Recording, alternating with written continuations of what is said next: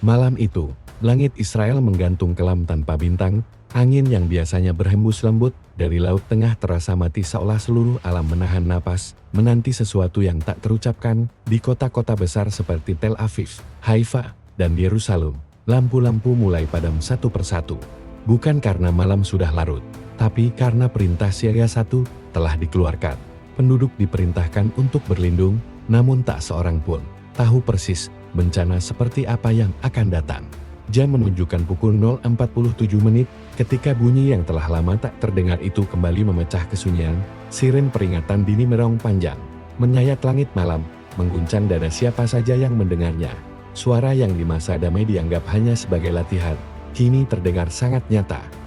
Sangat dekat, sangat mengerikan. Cepat, masuk bunker. Teriak seorang ayah sambil menggendong anaknya yang baru berusia 3 tahun. Wajahnya pucat, keringat dingin membasahi pelipis meski udara malam begitu dingin di belakangnya. Sang istri terbata-bata menuruni tangga menuju tempat perlindungan bawah tanah di setiap sudut kota. Adegan serupa terjadi manusia-manusia yang mendadak terhempas ke dalam kenyataan perang. Dan hanya beberapa detik setelah siren itu meraung, dunia berubah. Dentuman pertama terdengar dari arah utara. Getarannya begitu kuat hingga kaca-kaca jendela bergetar hebat. Sebagian pecah menghujam lantai. Langit yang semula gelap gulita tiba-tiba memerah, bercampur jingga menyala. Sebuah bola api raksasa membumbung tinggi. Itu bukan kebakaran biasa. Itu ledakan yang berasal dari hantaman rudal. 1, 2, 3. Ledakan susul menyusul. Seolah tiada jeda, setiap ledakan disertai semburan cahaya yang membuat malam laksana siang. Tanah berguncang. Suara alarm mobil meraung tanpa kendali. Debu dan asap hitam pekat mulai menyelimuti sebagian wilayah. Ya Tuhan, kita diserang. Bisik seorang perempuan tua di sudut tempat perlindungan. Tangannya menggenggam erat salib kecil di lehernya. Matanya berkaca-kaca. Di markas militer utama Israel, para komandan berseragam lengkap berlari ke ruang kendali. Berita digital wilayah menyala terang di layar besar. Titik-titik merah bermunculan cepat, menandai lokasi-lokasi yang baru saja dihantam. 14 rudal terdeteksi sejauh ini. Target, fasilitas militer, pelabuhan industri, dan depot senjata. Suara salah satu perwira terdengar tegas. Meski nada paniknya tak bisa disembunyikan, luncurkan Iron Dome segera. Perintah Jenderal Ari Salas. Matanya tajam menatap layar, rahangnya mengeras menahan amarah bercampur cemas. Namun, mereka tahu, sebagian besar rudal itu sudah menghantam sasaran sebelum pertahanan udara sempat beraksi. Serangan ini begitu cepat, begitu mendadak, begitu presisi. Di langit, dari kejauhan, nyala api pertahanan udara mulai menarik proyektil-proyektil kecil berusaha menjebol lintasan rudal yang tersisa.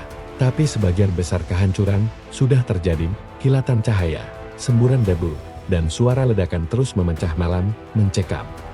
Mencekam sedemikian rupa hingga siapapun yang menyaksikannya tak akan pernah melupakan malam itu.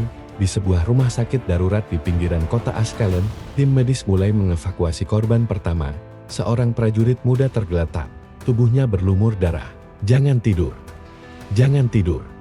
Lihat aku," teriak seorang perawat muda yang matanya basah menahan tangis. Suara tangisan bayi, rintihan luka, dan raungan siren ambulans bercampur menjadi satu simfoni horor. Di luar, langit belum berhenti membara, asap hitam membumbung tinggi, kota-kota seolah tenggelam dalam kabut perang.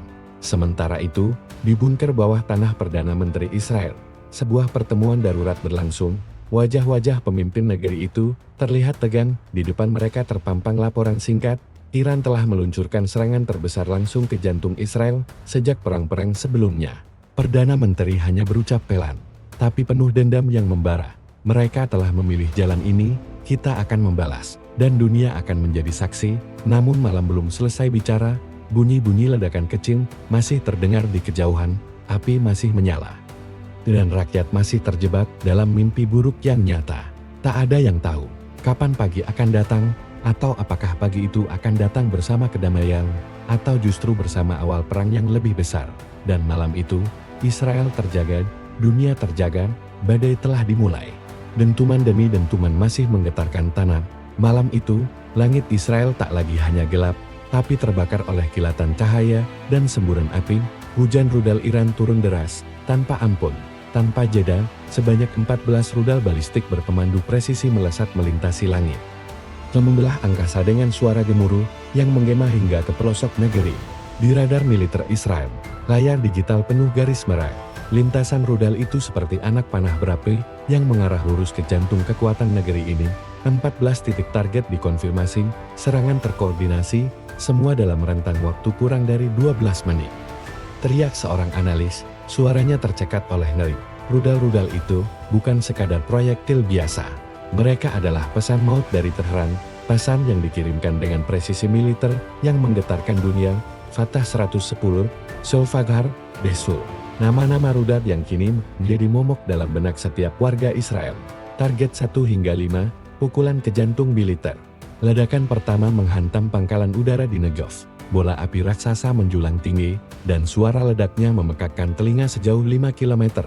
Gudang amunisi di pangkalan itu meledak satu demi satu, menyulut ledakan sekunder yang menghancurkan hanggar dan meremukkan landasan. Target kedua, pusat radar militer dekat Haifa.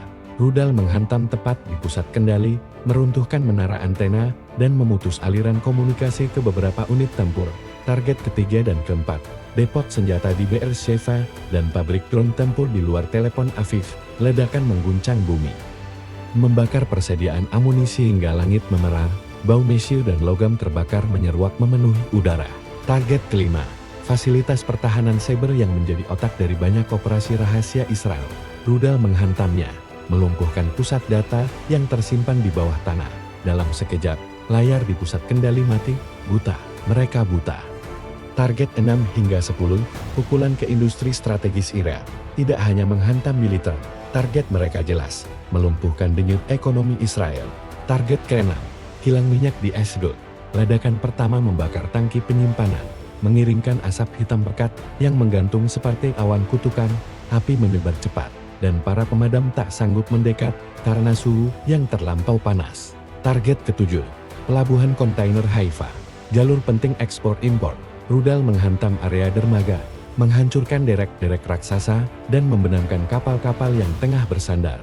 Target ke-8 hingga ke-10, pabrik baja, gudang logistik utama, dan jaringan rel kereta api strategis. Di semua terbakar, semua porak-poranda. Iran ingin memastikan Israel bukan hanya terluka, tetapi lumpuh. Target 11 hingga 14, pukulan terakhir yang menggema 4 rudal terakhir menyasar fasilitas yang lebih rahasia. Situs penyimpanan senjata strategis dekat Dimona, fasilitas penelitian militer di pinggiran Yerusalem, depot bahan bakar jet tempur, dan satu pangkalan komunikasi satelit. Setiap ledakan memancarkan cahaya yang memekakkan malam. Tanah berguncang, kaca-kaca bangunan pecah, dan gelombang kejut terasa hingga jarak puluhan kilometer. Langit Israel seolah dicabik-cabik oleh tangan besi dari timur. Hujan api itu membawa teror yang tak pernah terbayang sementara rudal menghantam. Sistem pertahanan Iron Dome bekerja mati-matian. Proyektil-proyektil pencegat berpendar di langit, menggelegar setiap kali berhasil menghantam rudal musuh. Namun terlalu banyak, terlalu cepat, tak semua bisa dicegat. Sebagian besar rudal sudah mencapai sasaran sebelum Iron Dome sempat bicara di tempat perlindungan. Warga menahan napas setiap kali mendengar ledakan. Seorang ibu muda memeluk anaknya erat-erat, menutupi telinga si kecil yang menangis terseduh. Di samping mereka, seorang kakek tua berdoa dalam bahasa Ibrani. Kata-katanya bergetar, air matanya tak terbendung. Di tengah kobaran api, harapan mulai pudar sementara itu. Rumah sakit darurat dipenuhi korban, luka bakar, patah tulang, trauma ledakan. Semuanya bercampur dalam biru kesakitan. Para dokter bekerja dengan tangan gemetar bukan hanya karena letih, tetapi karena ngeri menanti ledakan berikutnya cepat. Bawa dia ke ruang operasi, teriak seorang dokter pada perawat yang mendorong ranjang korban anak-anak. Suara tangisan dan rintihan bercampur dengan deru alam medis, bau darah, asap, dan obat-obatan memenuhi udara. Hujan api itu meninggalkan luka yang dalam. Dan ketika ledakan terakhir menggema, ketika debu mulai turun, ketika langit mulai kelam kembali, kota-kota Israel tak lagi sama. Pabrik-pabrik hancur, fasilitas militer lumpuh, ekonomi terguncang, dan yang lebih parah, jiwa rakyat Israel tercabik-cabik. Malam itu, bukan hanya bangunan yang runtuh, keyakinan akan perlindungan, kekuatan, dan keunggulan militer Israel mulai retak. Hujan api dari langit telah membuka bab baru dalam sejarah Timur Tengah. bab penuh darah, duka dan kemarahan yang membara, dan di balik asap yang masih membubung, satu pesan dari Iran bergema di angkasa, kami tak gentar, kami tak akan diam. Ledakan-ledakan telah berhenti. Namun, malam belum juga memberi ampun. Langit Israel masih bergelap, hanya diterangi semburat merah dari api yang membakar sisa-sisa kehancuran. Asap hitam menutupi rembulan, menyesakkan dada siapa saja yang berani menghirupnya. Langit yang bertiup membawa bau terbakar, bau bisi melelet, aspal yang hangus, dan bau daging yang terluka. Dan di antara gelap itu, jerit tangis menggema, pekikan yang memecah sunyi. Di sudut kota Tel Aviv, seorang perempuan muda berlari menembus puing-puing. Napasnya terengah, matanya liar mencari Yael. Yael. Di mana kau? Teriaknya, suaranya serak, gemetar, dan nyaris putus asa. Anak perempuannya, baru berusia 5 tahun, terlepas dari genggamannya saat ledakan mengguncang jalanan tempat mereka berlari menuju bunker. Tak ada jawaban, hanya gema suaranya sendiri yang kembali menghantam telinganya, dan suara retakan bangunan yang nyaris roboh. Dari balik reruntuhan, terdengar tangis lirih. Sang ibu mendekat, menyingkirkan puing dengan tangan kosong, jarinya terluka, darah menetes, tapi ia tak peduli. Ya, sayangku, suaranya pecah. Akhirnya, ia temukan anaknya kecil, penuh debu, luka di dahinya, tapi hidup. Sang ibu memeluk erat, menangis di tengah kegelapan yang menelan kota mereka. Di seberang kota, seorang pria tua terduduk lemas di pinggir jalan. Tubuhnya bersandar pada dinding yang hangus terbakar. Di sampingnya, seorang wanita lanjut usia terbujur diam, tak bernyawa, matanya kosong menatap langit yang memerah. Bibirnya bergetar. Dan dari mulutnya, keluar bisikan. Dua yang tak selesai. Lorong bunker yang dipenuhi isak. Di dalam bunker-bunker bawah tanah, suasana tak kalah menyesakkan. Anak-anak menggenggam erat tangan ibu mereka. Sebagian menangis terseduh. Sebagian hanya terdiam, dengan mata membelalak tak berkedip. Sok membekukan tubuh mungil mereka. Seorang anak laki-laki, tak lebih dari 7 tahun, bertanya lirih pada ayahnya, "Ayah, kita akan mati, ya?" Sang ayah menarik anaknya dalam pelukan, air mata jatuh tanpa ia sadari. "Tidak, nak, tidak, kita aman di sini," tapi hatinya tahu. Ia bahkan tak yakin bunker ini cukup kuat menahan gempuran rudal. Seorang ibu hamil merebahkan diri di sudut ruangan, kontraksi menyerang di tengah kepanikan. "Tolong, bayi saya, tolong," bisiknya lemah. Seorang perawat sukarela berlutut di sampingnya, memegang tangannya erat, namun di balik matanya terbayang kecemasan. Bagaimana mungkin melahirkan di tempat seperti ini? Di bawah ancaman bom, di tengah gelap, di lorong yang penuh isak, api yang menyala, harapan yang redup di luar bunker. Api terus berkobar. Tim penyelamat bekerja dengan peralatan seadanya. Alat berat tak bisa mendekat, jalan hancur, reruntuhan menghalangi. Mereka menggali dengan tangan kosong, dengan sekop kecil, dengan harapan yang hampir padam. Di sini ada suara. "Cepat, angkat batunya," teriak seorang anggota regu penyelamat. Bersama-sama mereka mengangkat puing beton, menyingkirkan balok kayu yang patah. Dari bawah timbunan itu, muncul tangan kecil. Lalu wajah anak perempuan, tak sadarkan diri, tapi masih bernapas. Sorak kecil terdengar. Sebuah nyawa berhasil diselamatkan di malam penuh maut. Namun, di sudut lain kota, tangisan pilu menggema ketika korban ditemukan tak bernyawa. Seorang ibu kehilangan 3 anaknya. Seorang suami kehilangan istri. Seorang anak kehilangan seluruh keluarganya. Ambulans yang berderu tanpa henti. Di jalan-jalan kota yang hancur, ambulans melaju tergesa, membawa korban ke rumah sakit yang penuh sesak. Suara sirinenya bercampur dengan tangisan, raungan, dan teriakan putus asa. Rumah sakit darurat dipenuhi pasien, lantai berlumur darah. Dokter dan perawat bekerja di luar batas, luka bakar, patah tulang, serpihan logam yang bersarang di tubuh. Semua berjubel, menunggu pertolongan. Seorang dokter berlutut di samping seorang anak yang sekarat. "Kau akan baik-baik saja, kau akan baik-baik saja," bisiknya. Meski ia tahu harapan itu tinggal seutas benang, kegelapan yang membungkus luka. Dan ketika malam semakin larut, ketika ledakan telah berhenti, Israel berubah menjadi negeri yang terisap ke dalam kegelapan duka. Kota-kota tak lagi bersinar, hanya nyala api dan cahaya lampu darurat yang menyala redup. Bau asap menyelimuti udara di setiap sudut. Jari, isak, dan rintihan menjadi lagu malam yang mengerikan. Orang-orang mulai keluar dari bunker, perlahan, dengan langkah berat. Mereka melihat kota mereka hancur, hangus, nyaris tak dikenali. Beberapa terduduk lemas, memeluk lutut, tak sanggup berkata-kata, beberapa menangis merau, memanggil nama orang-orang yang tak kunjung ditemukan, dan langit. Langit masih marah, seolah ikut berkabung atas luka yang begitu dalam. Malam itu, jiwa mereka terbelah. Jerit dan isak di tengah kegelapan malam itu bukan hanya suara kesedihan, itu adalah suara luka yang mengoyak jiwa. Suara kehilangan, suara duka sebuah bangsa yang terbangun dari tidurnya, hanya untuk mendapati bahwa dunia mereka telah berubah selamanya. Malam itu, Israel menangis. Dan dunia mendengar tangisan itu. Tapi tak ada yang tahu, apakah tangisan itu akan berhenti, atau justru menjadi awal dari cerita yang lebih panjang di hari-hari mendatang. Ledakan telah berhenti, malam penuh jerit telah lewat. Namun, pagi yang menyingsing tak membawa kedamaian, justru di balik sinar surya yang mulai menembus asap tebal. Suara baru menggema, deru mesin perang suara itu, tanda bahwa Israel tidak akan tinggal diam. Di setiap penjuru negeri, pangkalan militer menggeliat bagai raksasa yang baru terbangun dari tidur panjang. Tangan besi Israel mulai bergerak, seruan balasan, bangkitnya mesin perang.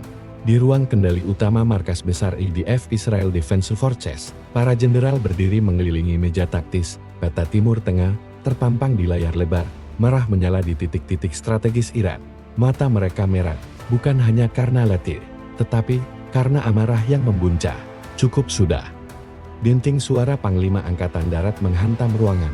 Tangan besarnya mengepal, menghantam meja hingga peta di atasnya bergetar. Iran telah melangkah terlalu jauh. Kita jawab dengan apa yang mereka takutkan.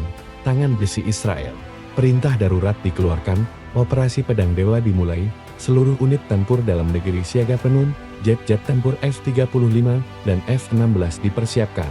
Peluru kendali jarak jauh dipasang pada sistem peluncur, pasukan khusus dipanggil dari perbatasan, tak ada waktu untuk ragu. Tak ada ruang untuk gentar. Langit yang bergetar oleh sayap perang. Bandara-bandara militer dipenuhi deru jet tempur, satu persatu. Pesawat tempur berlapis baja hitam itu lepas landas, membelah asap pagi, membelah langit menuju timur. Suara mereka merau, membawa pesan, kami akan membalas. Di dalam kokpit, para pilot menggenggam erat tuas kendali, wajah mereka tegang, mata mereka menatap jauh, menembus cakrawala, menatap ke arah musuh. Mereka tahu, misi ini bukan hanya serangan, ini tentang harga diri, tentang mempertahankan tanah air yang terluka. Di darat, artileri berat diarahkan ke utaran, tank-tank Merkava bergerak menuju perbatasan, rantai besinya menggempur aspal jalanan, meninggalkan jejak amaran. Unit-unit rudal Jericho disiapkan, rudal yang tak pernah diluncurkan sembarangan, rudal yang menjadi simbol kekuatan pamungkas Israel. Di kabinet perang, keputusan yang mengguncang. Di ruang bawah tanah Knesset, kabinet perang darurat bersidang. Perdana Menteri, dengan wajah pucat tapi mata menyala penuh barang, berbicara dengan suara berat. Kita tidak akan biarkan rakyat kita hidup dalam bayang-bayang teror. Kita tidak akan biarkan darah mereka tumpah tanpa balasan. Seorang menteri mencoba memberi peringatan. Serangan balasan skala penuh akan memicu perang terbuka. Kita harus, sang Perdana Menteri memotong. Nadanya tegas, menggema di dinding ruangan. Perang sudah dimulai sejak rudal pertama mereka jatuh di tanah kita. Kita balas. Kita hancurkan kemampuan mereka untuk menyakiti kita lagi. Keputusan diambil, target ditetapkan, fasilitas nuklir, pangkalan rudal, dan markas komando utama Iran.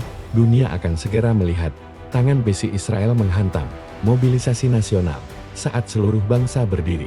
Tak hanya militer yang bersiap, di jalan-jalan kota, suara pengeras suara menyerukan wajib militer darurat. Ribuan warga, pria dan wanita, muda dan tua, mengenakan seragam, mengenakan helm, memasang perlengkapan tempur. Mereka siap mengangkat senjata demi negeri. Di setiap sudut kota, bendera biru putih dengan bintang Daud berkibar gagar, meski sobek terbakar api. Anak-anak berdiri, memeluk ibunya, melepas ayat yang berlari ke garis depan. Istri-istri memeluk suami mereka dengan air mata.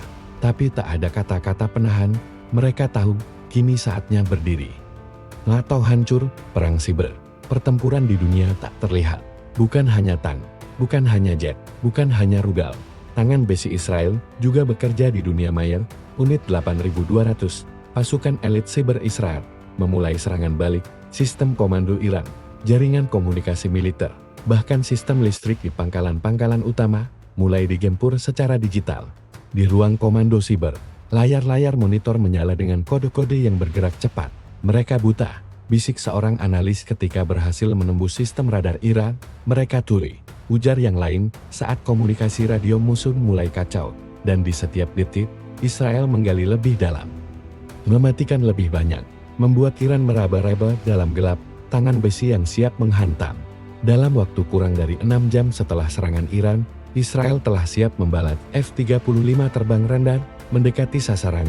Rudal Jericho diposisikan, pasukan khusus menyusup mendekati perbatasan, setiap detik mendekatkan dunia pada ledakan lebih besar. Dot yang tak pernah dibayangkan akan terjadi dalam abad ini.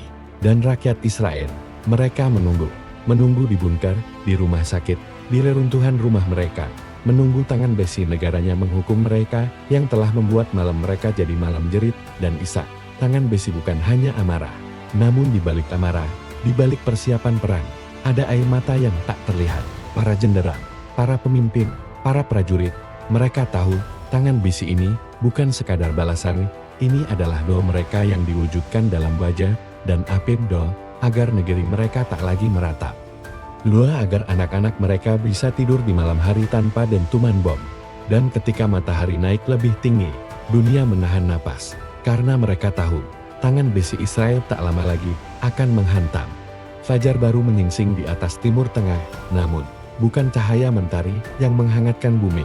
Langit timur bersimbah cahaya lain, cahaya api, ledakan, dan perang.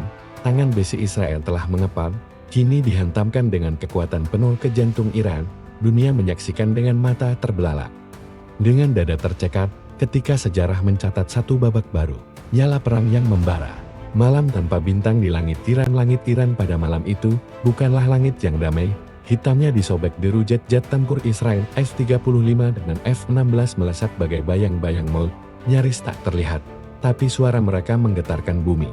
Radar Iran mencoba membaca langit, namun sinyal mereka kacau, butakan siber Israel bekerja dengan sempurna, komunikasi terganggu, komando lapangan saling terputus, dan ketika suara deru itu makin mendekat, baru mereka sadar, maut sudah di atas kepala.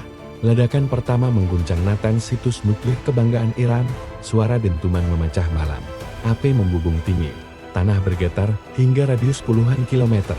Tak lama kemudian, Isfahan dan Arak menyusul dua fasilitas nuklir yang selama ini menjadi momok bagi dunia. Kini berubah jadi lautan api, serangan yang membelah malam. Gelombang pertama serangan Israel tak berhenti di fasilitas nuklir. Markas garda revolusi Iran di Teheran, Tabriz, dan Shiraz dihujani rudal, tak satu pun yang luput. Jet tempur menggempur dengan presisi mengerikan. Setiap serangan menorehkan luka dalam pada kekuatan militer Iran. Sementara itu, rudal Jericho dilepaskan, deru mereka menggetarkan tanah, mengoyak langit malam, dan menghantam pangkalan rudal Iran di wilayah barat. Ledakan begitu dahsyat, hingga kaca-kaca gedung pecah di kota-kota sekitarnya. Para prajurit Iran berlarian, mencari perlindungan, tapi tak ada tempat yang aman malam itu. Bumi mereka sendiri bagai medan neraka, api berkobar di mana-mana, bau bahan bakar, mesio, dan logam terbakar memenuhi udara. Pasukan khusus menyusup.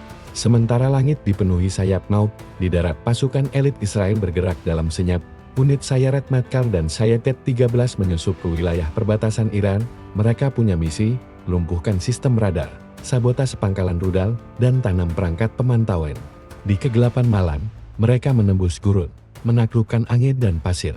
Setiap langkah mereka penuh risiko, namun tekad mereka bulat. Memastikan serangan udara Israel mengoyak pertahanan Iran tanpa ampun.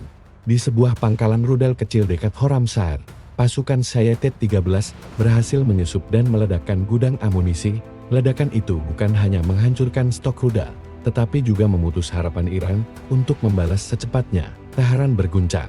Teheran, ibu kota Iran, yang selama ini menjadi pusat kekuatan dan kebanggaan, kini bagai kota yang tersedak. Suara siren meraung tanpa henti, warga berhamburan ke bunker, ke lorong-lorong bawah tanah, gedung-gedung pemerintahan kosong ditinggal penghuninya. Ledakan mengguncang pinggiran kota, kilatan cahaya menyambar gelap malam, asap hitam membumbung, menyembunyikan menara-menara tinggi di balik tirai duka. Di pusat komando militer, para jenderal Iran saling berteriak memberi perintah, namun pesan mereka tersendat, sistem komunikasi mereka hancur, jalur radio dipenuhi gangguan. kabel serat optik putus. Dunia mereka bagai dunia yang tuli dan buta dalam hitungan menit. Pertempuran di dunia maya. Sementara bom-bom mengguncang bumi, perang lain berkecamuk di dunia maya. Unit 8200 terus mendekat, mematikan server pusat pertahanan Irak. Situs peluncuran rudal mereka tak lagi bisa dikendalikan dari jarak jauh. Rekening-rekening dana militer Iran di bank-bank luar negeri dibekukan. Sistem listrik di sebagian pangkalan padam. Iran terjebak dalam kegelapan baik secara harfiah maupun secara strategis, luka yang membara. Namun, di balik keberhasilan serangan itu, korban tetap berjatuhan, baik di Iran maupun di Israel. Api perang tak memilih mangsa, rumah-rumah warga sipil di dekat fasilitas militer Iran ikut terbakar. Jeritan terdengar di malam itu, seorang ibu kehilangan anaknya. Seorang anak menangis memanggil ayahnya yang tak kunjung keluar dari reruntuhan. Dan di Israel, para keluarga prajurit yang pergi berperang memandangi langit dengan hati cemas. Mereka tahu, tangan besi telah menghantam, tapi nyala perang belum padam, justru baru mulai membara. Dunia menahan napas. Seluruh dunia kini menyaksikan siaran langsung dari media internasional memperlihatkan kobaran api di fasilitas-fasilitas Iran. Reporter melapor dengan suara gemetar. Berlatar belakang ledakan dan nyala merah, Dewan Keamanan PBB mengadakan sidang darurat. Negara-negara besar saling menekan, saling mengancam, saling menyeru untuk menghentikan api perang sebelum membakar dunia.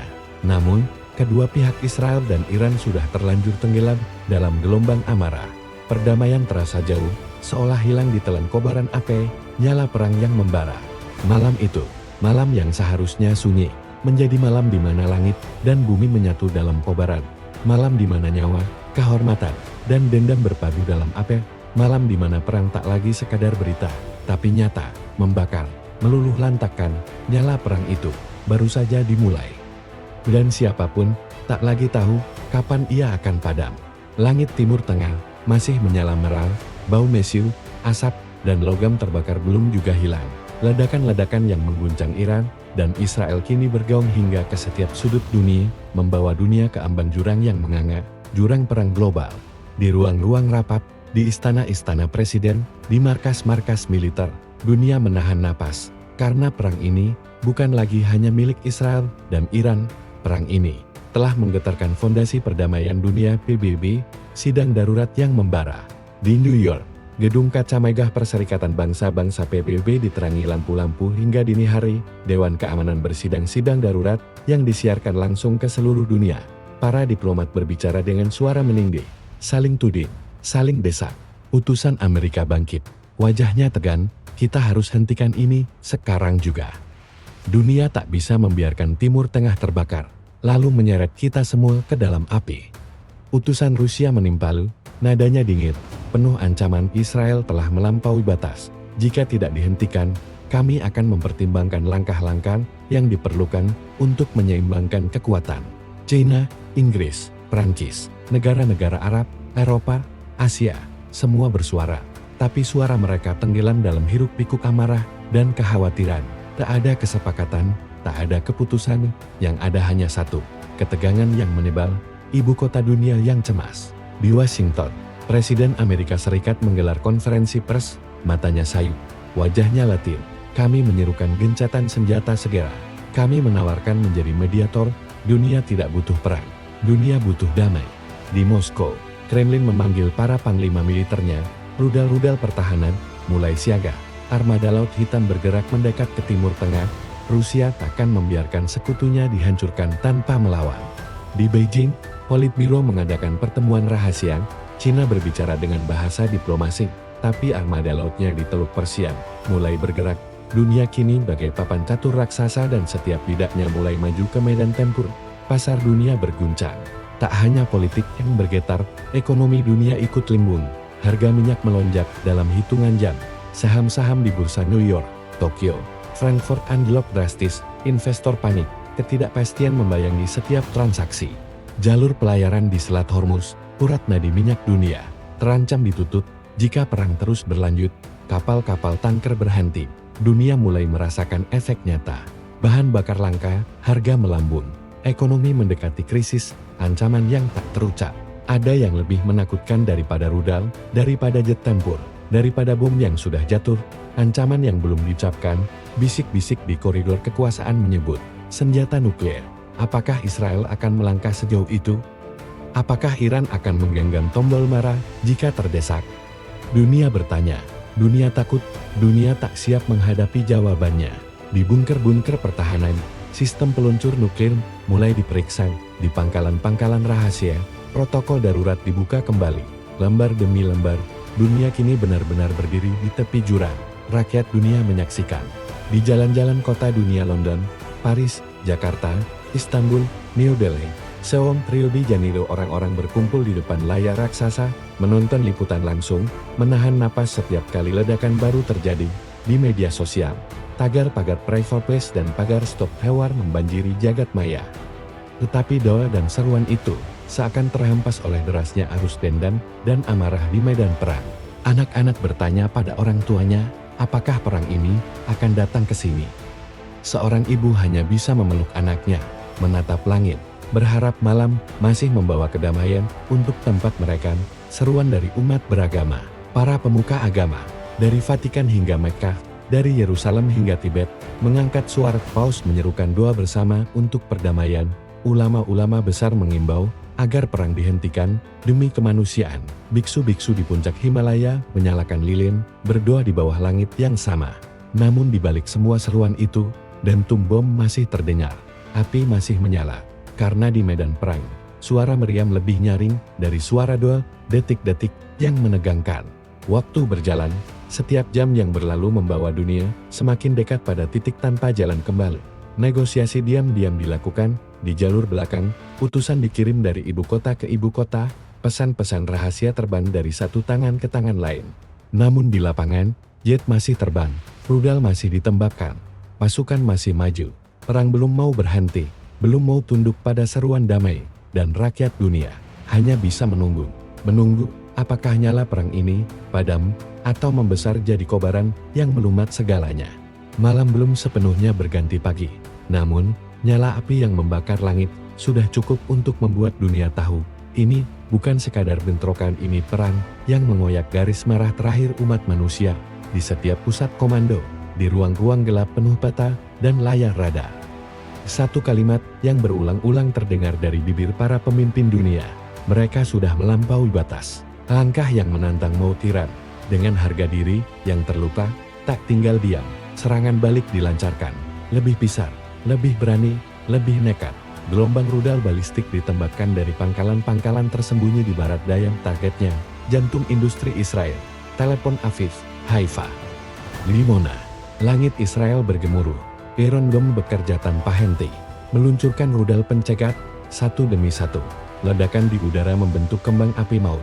Tapi tak semua berhasil dicegat, beberapa rudal lolos. Sebuah pabrik amunisi di pinggiran Tel Aviv terbakar, ledakan mengguncang bumi.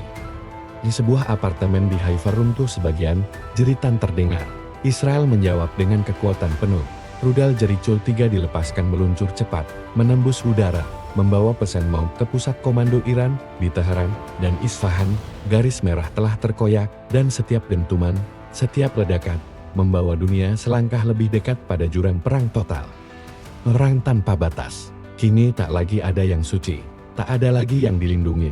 Situs sipil, fasilitas umum, bahkan jaringan listrik dan air minum menjadi target di Teheran. Setengah kota gelap gulita di Tel Aviv. Sebagian wilayah terendam akibat pipa utama yang pecah dihantam rudal. Di kedua negara, rakyat berusaha bertahan di antara puing-puing. Bayi menangis tanpa susu, orang tua kehilangan obat, rumah sakit kehabisan listrik, generator tak lagi mampu menyalakan semua alat. Dokter bekerja dalam gelap, hanya diterangi cahaya lilin atau lampu darurat yang nyaris padam. Perang ini bukan lagi sekadar urusan tentara, perang ini sudah menyentuh urat nadi kehidupan. Diplomasi yang runtuh sementara itu, jalur diplomasi nyaris mati, upaya gencatan senjata menemui jalan buntu, putusan PBB ditolak masuk ke kedua negara, pesawat-pesawat pembawa misi damai tak diizinkan mendarat. Amerika, Rusia, dan Cina saling beradu kata di sidang darurat, hentikan sekarang, atau kalian akan menyaksikan kehancuran yang tak bisa diperbaiki, kata Presiden Amerika, suaranya gemetar menahan marah. Namun Rusia dan Cina menganggap Amerika tak netral. Mereka mengirim armada tempur mendekat ke perairan konflik NATO siaga penuh. Armada kapal induk Amerika sudah di Laut Tengah. Armada Rusia berlayar dari Laut Hitam. Kapal perang Cina bergerak dari Samudera Hindia. Perang lokal ini nyaris berubah jadi perang dunia, dunia dalam kecemasan. Di seluruh dunia, masyarakat berkumpul di depan layar kaca, laporan langsung dari medan perang tak henti membanjiri media. Setiap ledakan, setiap rudal yang jatuh, setiap kobaran api disaksikan miliaran pasang mata dengan hati tercekat. Di Eropa, siren darurat diuji kembali, seolah bersiap menghadapi kemungkinan terburuk. Di Asia, stok bahan pangan dan BBM mulai ditimbun. Di Afrika, harga barang melambung tinggi. Di Amerika Latin, demonstrasi anti perang pecah di banyak kota. Seluruh planet ini kini berada dalam bayang-bayang perang, garis merah sudah koyak, dan tak ada yang tahu apa yang akan terjadi besok. Detik-detik menentukan di bunker terdalam, di ruang-ruang yang tak pernah tersentuh cahaya matahari. Jenderal-jenderal Israel dan Iran menatap peta, menatap layar monitor, menatap tombol-tombol yang bisa mengubah sejarah. Kita harus pukul sekali lagi, lebih keras. Bisik seorang jenderal Israel. Balas hingga mereka tak berani menyerang lagi, kata jenderal Iran. Suaranya serak menahan marah. Namun di balik itu semua, mereka tahu, satu serangan salah sasaran, satu ledakan di tempat yang salah, bisa jadi awal dari kiamat perang, dola dan derita. Di rumah-rumah sederhana, di lorong-lorong pengungsian, di tenda-tenda darurat, rakyat berdoa. Mereka tak ingin jadi korban berikutnya, mereka tak ingin anak-anak mereka menjadi yatim. Tapi mereka tak berdaya menghadapi dendam yang membakar langit dan bumi.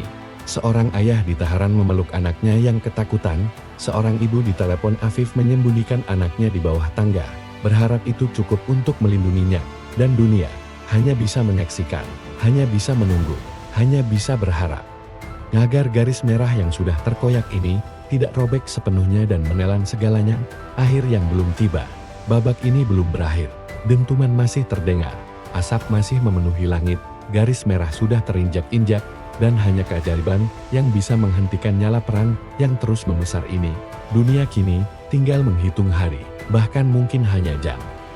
Sebelum satu letupan terakhir memicu kehancuran total, dunia berhenti, waktu seolah melambat, setiap detik terasa panjang, seperti menunggu letusan terakhir dari sebuah gunung api yang siap memuntahkan amarahnya.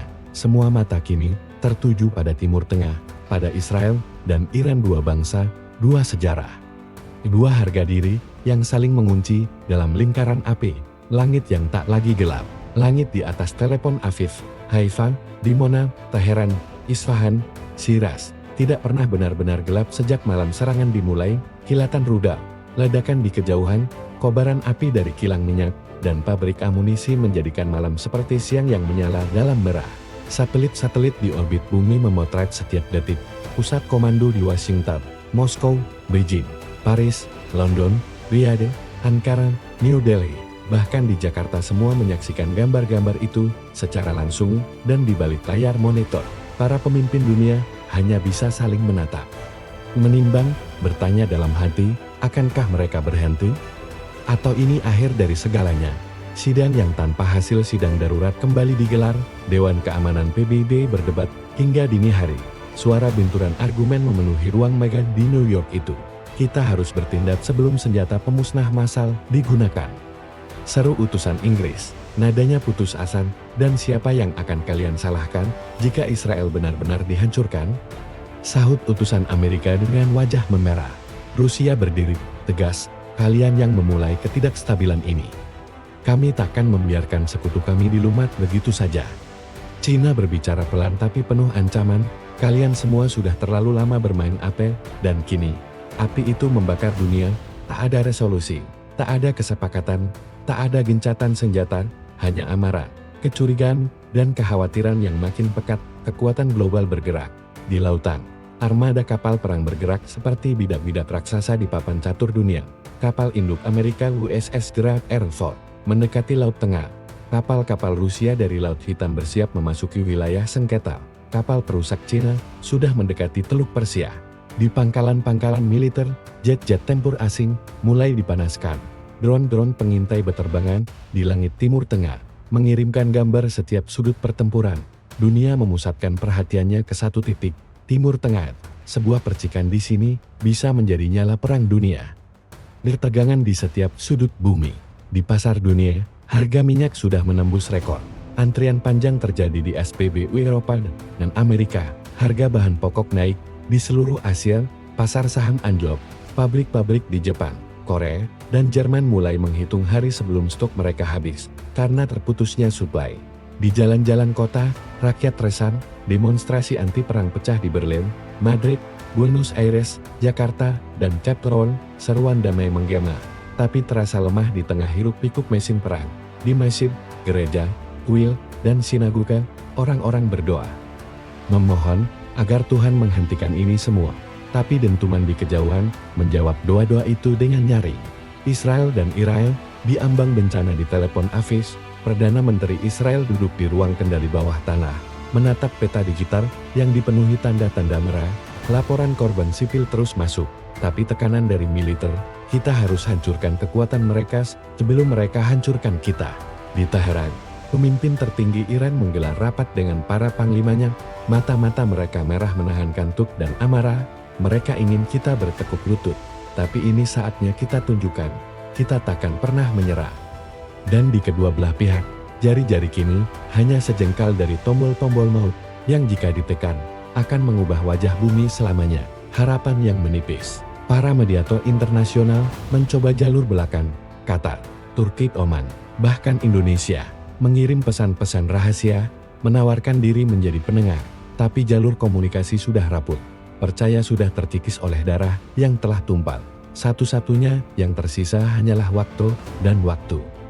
Berjalan cepat, terlalu cepat, rakyat yang terjepit di bawah reruntuhan, rakyat menangis di dalam bunker, mereka berdoa di tenda-tenda pengungsian, mereka menunggu makanan yang tak kunjung datang, di rumah-rumah yang separuh hancur, mereka mendengar ledakan di kejauhan, berharap itu bukan ledakan yang akan mengakhiri hidup mereka.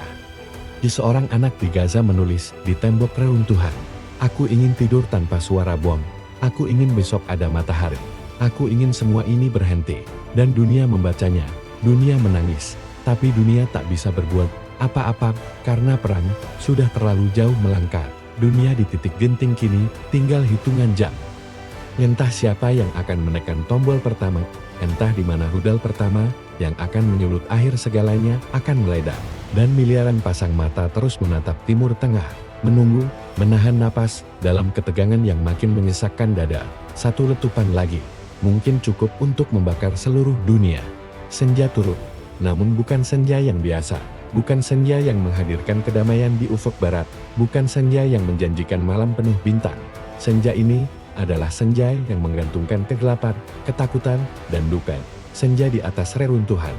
Langit masih merah, bukan merah hingga penanda akhir hari, tapi merah membara dari kobaran api, dari kota-kota yang terbakar, dari kilang minyak yang meledak, dari gedung-gedung yang kini hanya menjadi puing, dan di bawah langit itu, jutaan jiwa bertahan dengan sisa-sisa harapan yang nyaris padam, wajah kota yang hancur. Telepon Aviv kini tak lagi bersinar dengan gemerlap lampu kotanya, separuh wilayahnya gelap, listrik mati sejak serangan udara semalam, jalanan dipenuhi mobil-mobil yang hangus terbakar, apartemen yang dulu megah kini hanya rangka beton hitam. Di sudut kota terdengar tangis. Seorang ibu menggali reruntuhan dengan tangan kosong, berharap menemukan anaknya yang terjebak di balik puing. Haifa lebih sunyi, bau asap dan debu menguasai udara. Pelabuhannya sepi, kapal-kapal karam terbakar di bibir pantai di Iran. Teheran tak kalah pilu, menara-menara runtuh, asap dari pabrik yang terbakar membubung tinggi. Jalan-jalan utama terputus di Isfahan. Suara siren ambulan tak pernah berhenti, suara yang kini menjadi lagu duka rakyatnya. Senja ini adalah saksi bisu kehancuran yang diciptakan tangan-tangan manusia sendiri. Rapat tengah malam di pusat komando.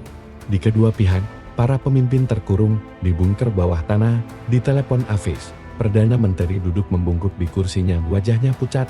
Di layar monitor, laporan kerusakan terus mengalir. Berapa lagi yang harus gugur agar kita menang? Tanyanya lirih, tak ada yang menjawab. Di Teheran, pemimpin tertinggi Iran memandangi mata penuh titik-titik merah, titik-titik kehancuran. Jika mereka serang lagi, kita jawab dengan segalanya yang kita punya.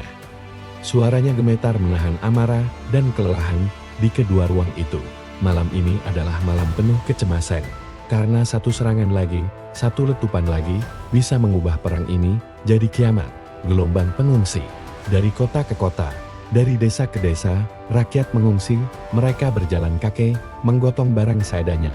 Anak-anak menangis kelaparan. Orang tua terseret langkah-langkah panjang. Perempuan memeluk bayinya erat-erat, berharap dapat melindungi mereka dari dingin dan debu. Di sepanjang perbatasan, kamp pengungsian penuh sesak. Tenda-tenda darurat tak cukup menampung mereka. Obat-obatan habis, makanan tak cukup. Air bersih makin langka, dan malam makin dingin. Angin gurun mengirim hawa menusuk tulang. Di dalam tenda-tenda, mereka berpelukan. Mencoba saling menghangatkan tubuh dan hati, doa dalam gelap.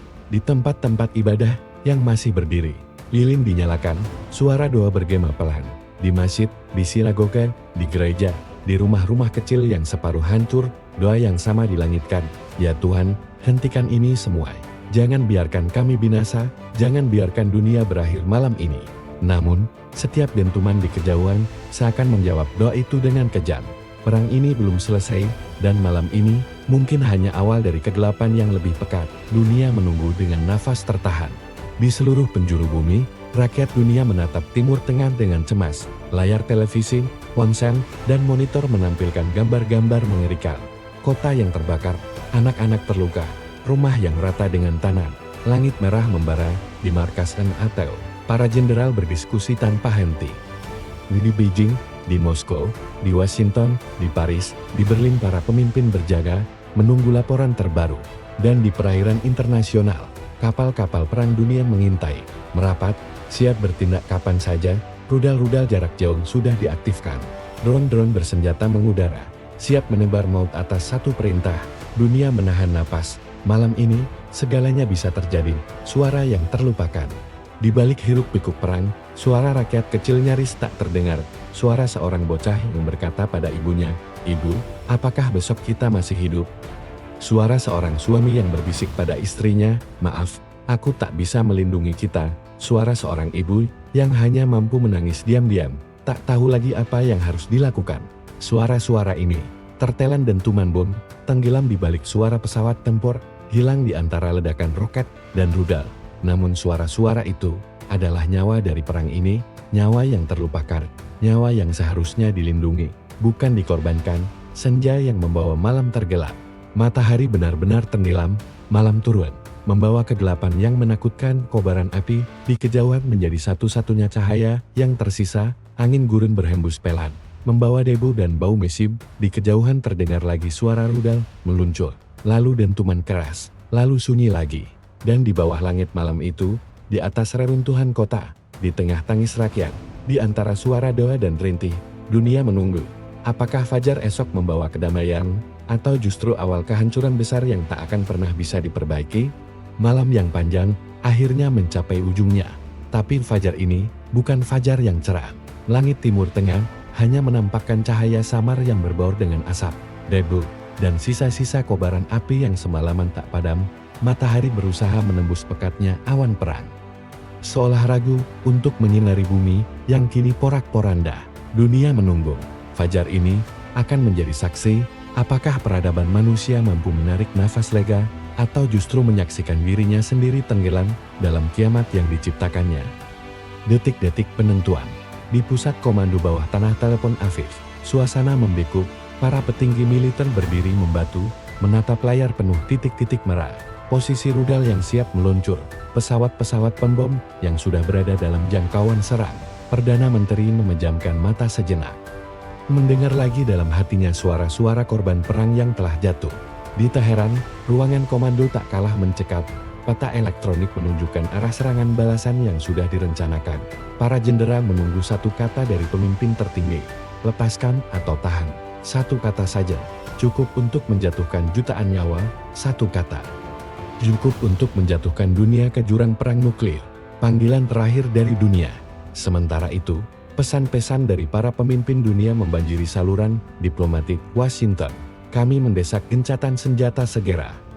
Jika kalian meluncurkan serangan besar, kalian akan memaksa kami masuk perang ini. Moskow, hentikan sebelum terlambat. Jangan pikir kami hanya akan menonton. Jika kalian hancur, Beijing, perdamaian atau kehancuran global, pilihlah saat ini juga. Dari Ankara, Doha, Jakarta, Berlin, Vatikan, bahkan dari negara-negara kecil, suara yang sama menggema, hentikan. Ini saatnya berhenti. Sebelum fajar ini berubah menjadi cahaya terakhir peradaban manusia, ketegangan di atas langit, di udara, pesawat-pesawat tempur kedua negara sudah saling berhadapan, rudal-rudal jarak menengah sudah terkunci pada target, drone-drone pembom sudah menunggu sinyal untuk menjatuhkan muatannya. Di kapal-kapal perang yang berjaga di laut, jari-jari para operator melayang di atas tombol peluncur. Hanya menunggu perintah. Di markas NATO, di pusat komando Rusia, di ruang kendali Cina, kode merah sudah dinyalakan. Semua siap jika yang terburuk terjadi. Detik-detik terakhir, dunia berada di ujung tanduk. Tangis, doa, dan harapan di tenda-tenda pengungsian, rakyat terjaga, tak ada yang bisa tidur. Anak-anak memeluk ibunya erat-erat. Para ayah memandang langit, bertanya dalam hati, masihkah ada hari esok? Di reruntuhan kota, para relawan menyisir puing-puing, berharap menemukan korban yang selamat. Di antara debu dan batu bata, terdengar suara lirih seorang anak, "Aku di sini, tolong aku." Tangis para relawan pecah. Mereka menggali dengan tangan telanjang, berpacu dengan waktu. Berpacu dengan kemungkinan runtuhan susulan, atau serangan berikutnya. Di masjid, gereja, sinagoga, kuil suara doa naik ke langit. Tangis rakyat menyatu dalam harapan terakhir. Ya Tuhan, biarkan fajar ini membawa damai, jangan biarkan kami saling membinasakan. Tombol yang hampir ditekan. Di telepon Hafiz, Perdana Menteri menatap layar yang berkedip. Operator sudah siap menembakkan rudal-rudal jarak jauh ke situs-situs strategis Irak. Satu perintah saja, rudal itu akan meluncur di Teheran. Pemimpin tertinggi menggenggam rosarianya erat-erat. Para jenderal menunggu kata perintah. Bom-bom balasan sudah dikunci pada target-target vital Israel, dan detik itu datang. Tapi di antara gemuruh niat dan dendam, suara kecil dalam hati para pemimpin itu berbicara, apakah ini saatnya kita hancurkan dunia? Apakah ini warisan kita pada anak cucu kita?